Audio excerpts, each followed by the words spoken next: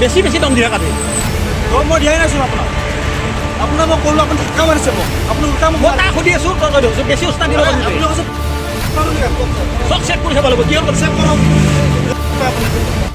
ৰাজপথ কাৰো পৈতৃক সম্পত্তি নহয়। ৰাজপথত কি চলিছে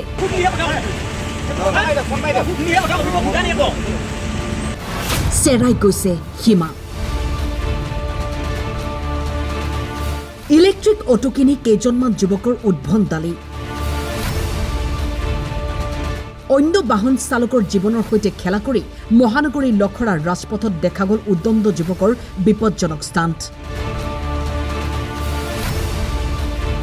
এটা ব্যস্ত ৰাজপথত ষ্টাণ্ট কৰাৰ সাহস ক'ত পালে? যুৱক কেইজনক সচেতন লোকে প্ৰশ্ন কৰাত উত্তৰ দিলে, নিজৰ টকাৰে কিনিছো, যি মন যায় কৰিম, আমাৰ গাড়ী আমাৰ কথা। আচ্ছা দাদা, এফালে মানে ঘটনাটো কি হৈছিলে? ইহঁতে প্ৰথম কথা হ'ল ইহঁতে গাড়ীখন ষ্টাৰ্ট কৰি দুই নম্বৰ কথাটো হ'ল বাইক এখনত ইহঁতে খুন্দা মাৰিব ওলাইছিল। আমি ৰখাইছোঁ, সিহঁতে এতিয়া কৈ আছে ধেমালি উৰি আহিছে, সেইটোৱে কথা। তাতে মানা কৰক সিহঁতে বহি আছিলোঁ। তাৰপিছত এতিয়া ইহঁতে মানে উল্টাকে আমাক হে কয়, আমি ফূৰ্তি কৰিছোঁ, আমাৰ গাড়ী আমাৰ কথা। নেশ্যনেল হাইৱেটো সিহঁতৰ কাৰণে বেলেগ মৰি যাব। মানে কি গাড়ী আছিলে?